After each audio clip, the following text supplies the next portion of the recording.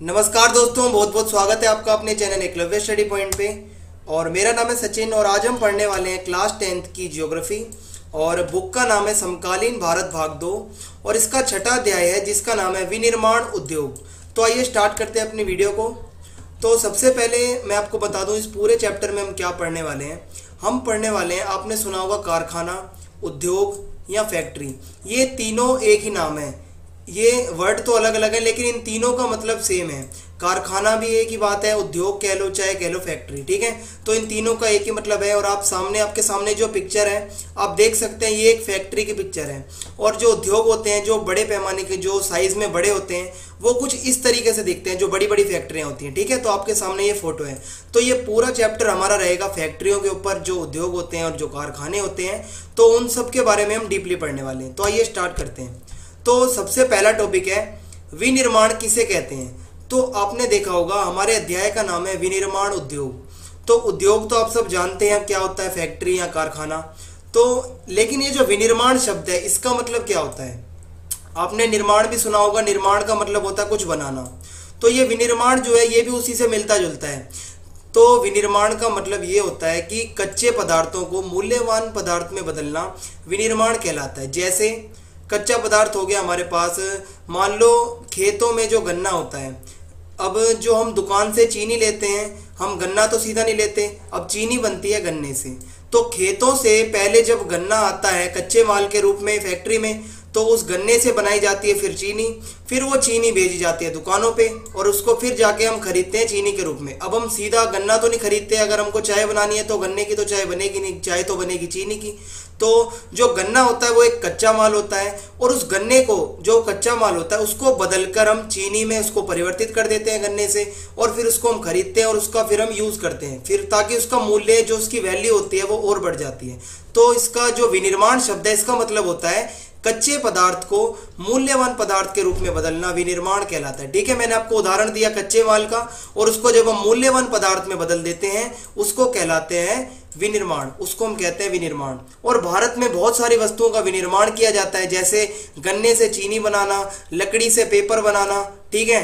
तो ये सब क्या है, विनिर्माण के उदाहरण है कि कच्चा माल आता है उसको फिर हम बदलकर मूल्यवान वस्तुओं में बदलते हैं। जैसे हम कपड़े बनाते हैं तो हमारे पास जो कपास आता है, जो कॉटन होती है, उसको हम खेतों से प्राप्त करते हैं। उसके बाद फिर उसके हम कपड़े बनाते हैं, उसकी शर्ट्स बनाते हैं। तो ये सब क्या है, कच्चे माल को हम लाते हैं पहले, उसके बाद उसको बदलते हैं, फैक्ट्रियों में उसको बनाया जाता है दोबारा से, और फिर उसको भेजा जाता है दुकानों पे। तो आशा करता हूं आप समझ गए होंगे कि विनिर्माण का मतलब क्या होता है। अब आपके सामने टॉपिक है विनिर्माण का महत्व, इंपॉर्टेंस ऑफ मैन्युफैक्चरिंग। तो विनिर्माण जो हम करते हैं क्यों जरूरी है, विनिर्माण से हमें क्या लाभ है। तो पहला पॉइंट है, विनिर्माण को आर्थिक विकास की रीढ़ कहा जाता है। हम सब जानते हैं हम किस पे टिके हुए हैं, रीढ़ की हड्डी पे। अगर हमारी रीढ़ की हड्डी ना हो तो इंसान होना बेकार है। ठीक इसी तरीके से आर्थिक विकास की रीढ़, अगर किसी देश को आर्थिक रूप से मजबूत होना है और मतलब एक संपन्न देश बनना है, तो उसके जो वो देश है उसके अंदर फैक्ट्री होना जरूरी है। बिना उद्योगों के कोई देश कभी भी अमीर नहीं बन सकता और ना ही कभी उस देश का विकास हो सकता है। आप देख सकते हैं जो अमेरिका है, जर्मनी, फ्रांस, ये जो बड़े बड़े देश हैं, यहाँ पर बहुत पहले से उद्योग हैं, फैक्ट्रियां बहुत शुरू से लग गई हैं। औद्योगिक क्रांति जो हुई थी वो काफी साल पहले वहीं पर हुई थी पश्चिमी देशों में। तो वहां पर तो बहुत सारी फैक्ट्रियां हैं। तो अगर किसी जो छोटा देश है उसको अगर अपना आर्थिक विकास करना है तो उसके लिए विनिर्माण बहुत जरूरी है, फैक्ट्रियों का होना बहुत जरूरी है। क्योंकि जब वो फैक्ट्रियां लगाएगा कोई देश अपने देश के अंदर, और उस फैक्ट्रियों में जब कोई चीज बनेगी और जब उस चीज को कोई दूसरा देश आकर खरीदेगा या उस चीज को दूसरे देशों में बेचा जाएगा तो क्या फायदा होगा ना उस देश को। ठीक इसी तरीके से अगर मैं बात करूं, हम जीन्स पहनते हैं, जैसे मान लो हमने जीन्स पहनी है, अगर कोई जीन्स अमेरिका से बन के आती है, अमेरिका की फैक्ट्री से, और भारत में उसको हम खरीदते हैं जो ब्रांडेड जीन्स होती है, तो वो जीन्स जो बनी तो हुई है अमेरिका की, और अमेरिका की फैक्ट्री में उसको बना के और दूसरे देशों में बेचा जाता है, तो पैसा आता है वो किसके पास, अमेरिका के पास जाता है। तो ठीक इसी तरीके से कोई भी अगर उद्योग होता है किसी देश के अंदर तो वो उस देश की आर्थिक रीढ़ होता है। आर्थिक रूप से उसका विकास करने के लिए उद्योगों का होना बहुत जरूरी है। और विनिर्माण उद्योग कृषि के आधुनिकीकरण में मदद करता है। ठीक है, जो खेती होती है आज के टाइम पे उसका जो आधुनिकीकरण हुआ है वो सबका सब जो भी हम कहें वो उद्योग की वजह से ही हुआ है। क्योंकि जो आज के जो नए नए कीटनाशक आते हैं या जो पाइप डलते हैं या और भी जितनी भी चीजें हैं जो खेती में यूज हो रही हैं, जितने भी औजार हैं वो सब कहाँ पे बनते हैं? फैक्ट्रियों में बनते हैं।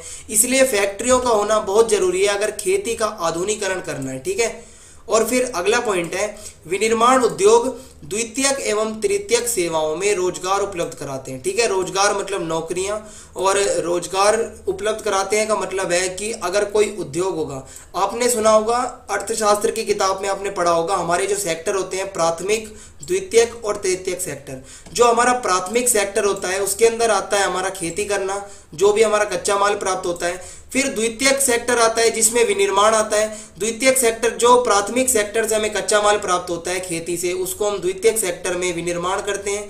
ठीक है, उद्योग के अंदर उसको लाया जाता है और उसको बदला जाता है मूल्यवान वस्तुओं में। फिर जो तृतीयक सेक्टर होता है उसके अंदर क्या होता है? उसको बेचा जाता है। ठीक है, उसका व्यापार किया जाता है। ठीक है, तो पहला सेक्टर तो होता है किसी चीज को उगाना, जैसे खेती करके हम गन्ना उगा देते हैं। उसके बाद द्वितीयक सेक्टर होता है गन्ने को चीनी में बदलना, ठीक है, उसका विनिर्माण करना। अब जो तृतीयक सेक्टर होता है, पहले तो हमने उगाया, उसको बना भी दिया, अब उसको बना के अपने पास थोड़ी रखेंगे, उसको हमें बेचना भी है। तो जो तीसरा सेक्टर होता है वो होता है व्यापार का सेक्टर। तीसरे सेक्टर में जाके उन चीजों को बेचा जाता है, उनका व्यापार किया जाता है। ठीक है, तो जब विनिर्माण उद्योग लगेंगे किसी देश में तो ये तो सीधी सी बात है जो तृतीयक सेक्टर है और जो द्वितीयक सेक्टर हैं उनमें रोजगार जो है बढ़ेंगे। क्योंकि जो उद्योगों में तो मजदूरों की जरूरत होती है और जितने ज्यादा से ज्यादा उद्योग लगेंगे उतना रोजगार जो है बढ़ेगा और लोग वहां पर जाकर काम करेंगे, पैसा कमाएंगे। और जो तृतीयक सेक्टर वाले लोग हैं, जो दुकानदार हैं, उनका भी रोजगार बढ़ेगा। तो एक उद्योग लगाने से कितना फायदा होता है ये आप देख सकते हैं। ठीक है, तो ये हम यही हेडिंग में पढ़ रहे हैं कि ये जो विनिर्माण हम करते हैं, जो फैक्ट्रियों में जो हम चीजों को बनाते हैं, उसका क्या महत्व है।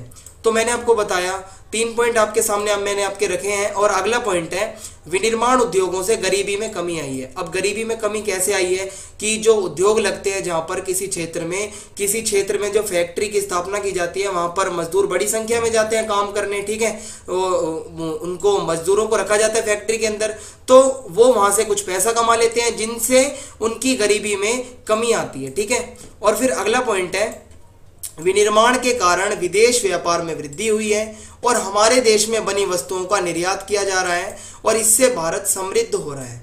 तो मैंने आपको जैसे बताया कि जैसे अमेरिका है वो अपने देश में जो भी फैक्ट्री लगाता है वहां पर, चाहे वो जीन्स बनाता हो चाहे जैकेट बनाता हो, वो चीजें वो बना के बेचता है, दूसरे देशों में उसका निर्यात करता है, एक्सपोर्ट करता है। ठीक है, तो फिर दूसरे देशों के लोग उसको खरीदते हैं और फिर जब वो पैसा अमेरिका के पास वापस आता है तो अमेरिका को उसका लाभ होता है। ठीक इसी तरीके से भारत में जो इंजीनियरिंग वस्तुएं होती हैं, जो या ये कंप्यूटर के हार्डवेयर होते हैं, ये बनाए जाते हैं फैक्ट्रियों में और फिर उनको बेचा जाता है दूसरे देशों में। और फिर दूसरे देशों में जब उन्हें बेचा जाता है तो भारत को उनका फायदा होता है, जिससे भारत की आर्थिक विकास की रीढ़ मजबूत होती है और विनिर्माण के कारण विदेश व्यापार में वृद्धि होती है। अगर विदेश व्यापार में वृद्धि होगी तो हमारे देश में विदेशी मुद्रा भी आएगी, हमारे पास विदेशी करेंसी आएगी। और कुल मिला के अगर कहा जाए तो इसका निष्कर्ष एक ही निकलता है कि अगर विनिर्माण ना हो किसी देश में तो उसका आर्थिक विकास नहीं होगा। अगर किसी देश में उद्योग हैं और बड़ी संख्या में हैं तो वो देश उतना ही समृद्ध होगा और उतना ही अमीर होगा।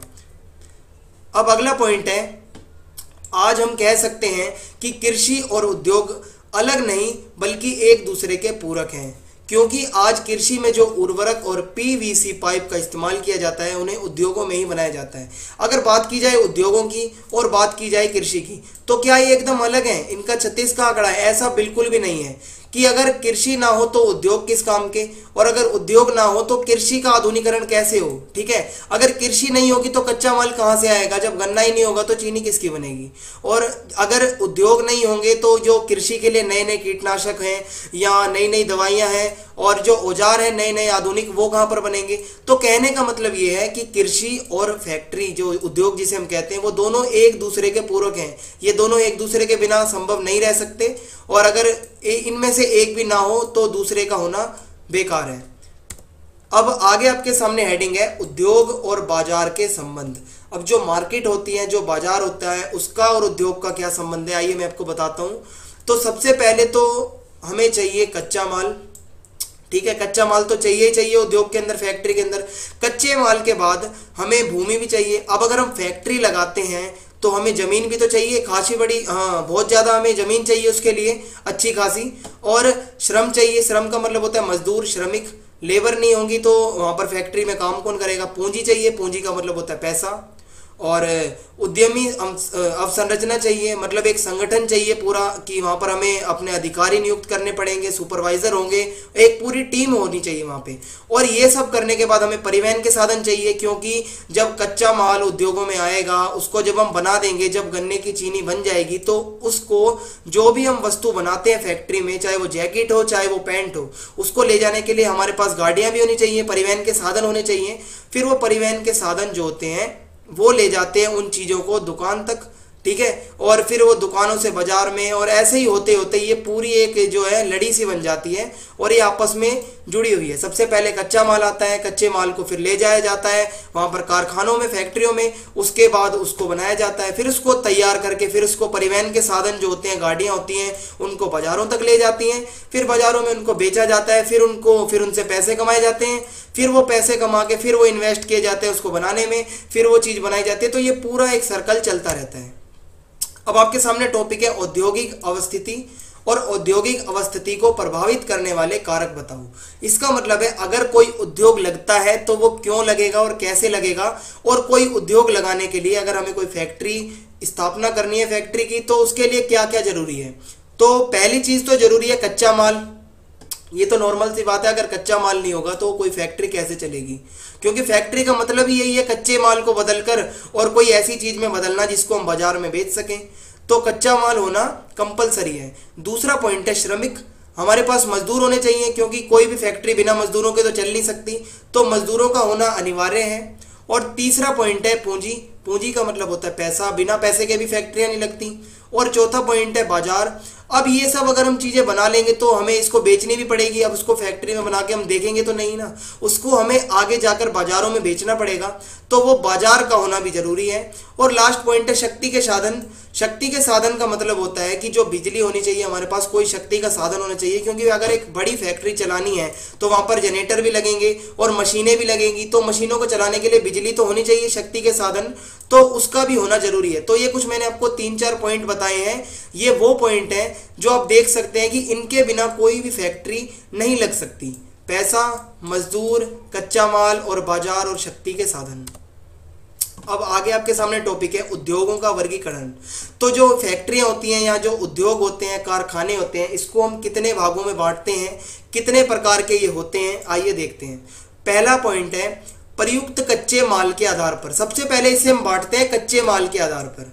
तो सबसे पहले हमारा है कृषि आधारित उद्योग। ये ऐसे उद्योग होते हैं जो खेती पर निर्भर होते हैं। जब खेती से कच्चा माल आएगा तब यहाँ पर आके उसका कुछ बनेगा, जैसे सूती वस्त्र उद्योग, ऊनी वस्त्र उद्योग, चीनी, चाय, कॉफी। ठीक है, ये सब खेती से प्राप्त होता है, फिर उसके बाद उसको लाया जाता है उद्योगों में। तो कुल मिला के ये जो उद्योग होते हैं ये कृषि पर आश्रित होते हैं।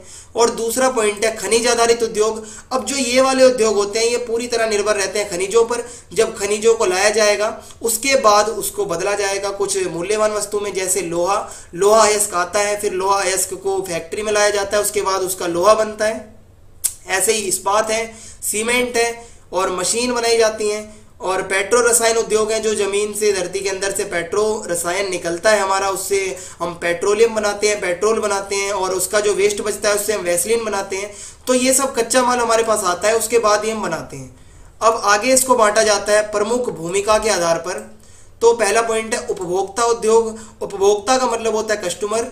तो ऐसी वस्तुओं का उत्पादन इन उद्योगों में, उत्पादन का मतलब होता है कोई चीज बनाना।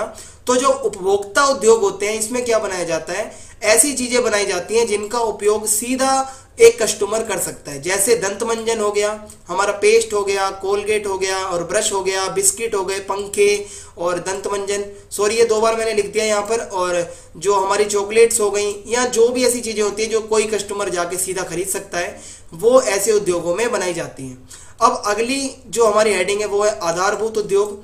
तो ये ऐसे उद्योग होते हैं जिनके उत्पादन या कच्चे माल पर दूसरे उद्योग निर्भर रहते हैं। तो जो आधारभूत उद्योग होते हैं, इसका मतलब होता है इन फैक्ट्रियों में जो भी चीज बनाई जाएगी वो ऐसी चीज होती है जिनसे दूसरी कोई फैक्ट्री आश्रित रहती है। जैसे लोहा इस्पात उद्योग हो गया, तांबा प्रगलन उद्योग हो गया। अब तांबे को अगर हमें प्रगलन करना है तो उसके लिए हमें जो है चाहिए होगा, कच्चे माल चाहिए होगा, तो कच्चा माल हमें मिलता है कोई ऐसे ही फैक्ट्रियों से। तो कुल मिला के ये जो मैंने आपको बताया है ये है प्रमुख भूमिका के आधार पर उद्योग। अब आगे इसको बांटा जाता है आकार के आधार पर। आकार का मतलब होता है साइज, कि किसी उद्योग का साइज कितना होगा, छोटा है, बड़ा है, मीडियम है। तो मैं आपको बताता हूं। पहले तो होता है बड़े पैमाने के उद्योग, ठीक है। बड़े पैमाने का मतलब बड़ा उद्योग, बड़ी फैक्ट्री। इसमें क्या चाहिए, अधिक पैसा चाहिए भाई। फैक्ट्री अधिक अगर बड़ी होगी तो पैसा भी अधिक चाहिए, अधिक इसमें श्रमिक चाहिए, क्योंकि जितनी बड़ी फैक्ट्री होगी उसमें मजदूर भी ज्यादा चाहिए और कच्चा माल भी ज्यादा चाहिए, ठीक है।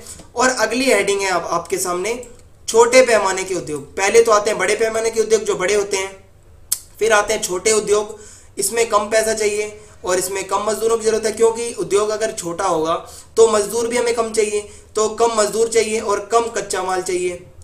फिर उसके बाद जो आगे आता है कुटीर उद्योग। अब आप सोचेंगे ये कुटीर का मतलब क्या होता है। कुटीर उद्योग का मतलब होता है ऐसे उद्योग या ऐसा उत्पादन का तरीका जो हम अपने घर के अंदर ही कर सकते हैं। जैसे हम अपने घर के अंदर अचार बना सकते हैं, मूर्तियां बना सकते हैं, चटाइयां बना सकते हैं, ठीक है। तो ये ऐसी चीजें होती हैं कि जिसको हम अपने घर तक बना सकते हैं, जिसमें ना कोई मजदूर की जरूरत होती है और ना ही कोई कच्चे माल की जरूरत होती है बाहर से हमें। ये ऐसा नहीं है कि अगर हमें कोई कुटीर उद्योग लगाना है या अपने घर में हमें अगर कोई कपड़े सीलने हैं तो हम उसका कच्चा माल हम बॉम्बे से मंगाएंगे या कहीं पंजाब से मंगाएंगे, तो ऐसी बात नहीं है। अगर हमें अचार बनाना है तो हम अपने आसपास जाके उसके लिए कच्चा माल ला सकते हैं। मूर्तियां बनानी है तो उसका कच्चा माल भी हमें अपने आसपास मिल जाएगा और चटाइयों के लिए भी मिल जाएगा। तो कुल मिला के मैंने आपको बताया ये आकार के आधार पर कितने उद्योग होते हैं, साइज के आधार पर। अब इसको बांटा जाता है आगे स्वामित्व के आधार पर। स्वामित्व का मतलब होता है मालिकाना हक। जो उद्योग लगेगा, जो फैक्ट्री लगेगी, उस पर हक किसका होगा, ठीक है, उसका मालिक कौन होगा। तो पहली तो फैक्ट्री होती है सरकारी, इसका मालिक सरकार खुद होती है, इसमें सरकार पैसा लगाती है और ये सरकारी उद्योग होते हैं और सरकार इस पे कंट्रोल रखती है, नियंत्रण रखती है। और ऐसे उद्योगों का एग्जांपल है steel authority of India limited, जिसको हम शॉर्ट फॉर्म में कहते हैं सेल, SAIL, सेल, ठीक है। तो ये तो हो गए सरकारी उद्योग। फिर आते हैं निजी उद्योग। निजी का मतलब होता है प्राइवेट फैक्ट्री। तो प्राइवेट फैक्ट्री में हमारी आ गई बजाज, डाबर, रिलायंस, ठीक है। ये सब हमारी प्राइवेट फैक्ट्रियां हैं और इसमें मालिक एक व्यक्ति होता है या एक प्राइवेट कंपनी मालिक होती है। कुल मिला के मतलब ये सरकारी नहीं होते, प्राइवेट होते हैं, ठीक है। और एक व्यक्ति या कंपनी इसमें पैसा लगाता है और वही पैसा कमाता है। फिर अब आगे हैं संयुक्त उद्योग। मैंने आपको पहले बताया सरकारी उद्योग जिसमें सरकार पैसा लगाती है और सरकार कमाती है। दूसरा मैंने आपको बताया निजी उद्योग जिसको हम प्राइवेट फैक्ट्री कहते हैं, उसमें एक प्राइवेट इंसान या एक प्राइवेट कंपनी पैसा लगाती है और कंपनी ही पैसा कमाती है। अब ये जो तीसरी चीज है ये है संयुक्त उद्योग। इसमें क्या होता है, कुछ पैसा सरकार लगाती है, कुछ पैसा एक इंसान या एक कंपनी लगाती है और जो मुनाफा होता है दोनों बांट दिया जाता है दोनों में आपस में। और ये मतलब दोनों के प्रयास द्वारा ऐसे उद्योग लगाए जाते हैं। जैसे oil India limited. Oil India limited जो है ये भी एक संयुक्त फैक्ट्री में आता है और इसमें सरकार भी पैसा लगाती है और एक कंपनी भी जो इसमें पैसा लगाती है और जो इतना भी इसमें फायदा होता है दोनों में बंटवारा हो जाता है। तो ऐसे उद्योगों को कहते हैं हम संयुक्त उद्योग, जिसमें सरकार और प्राइवेट कंपनी दोनों शामिल होती हैं। तो ये हमारी वीडियो का पहला पार्ट था। इसके बाद जो हमारी वीडियो आएगी उसमें पार्ट सेकंड होगा और ये चैप्टर पूरा उसमें कवर करा दिया जाएगा। और अगर आपको वीडियो पसंद आई हो तो आप वीडियो को सब्सक्राइब जरूर करें और बेल आइकन दबा दें। और अगर वीडियो आपको पसंद आई हो तो लाइक जरूर कर दें और कमेंट बॉक्स में आप अपने डाउट्स लिख सकते हैं और वीडियो को शेयर करना ना भूलें। जय हिंद, जय भारत।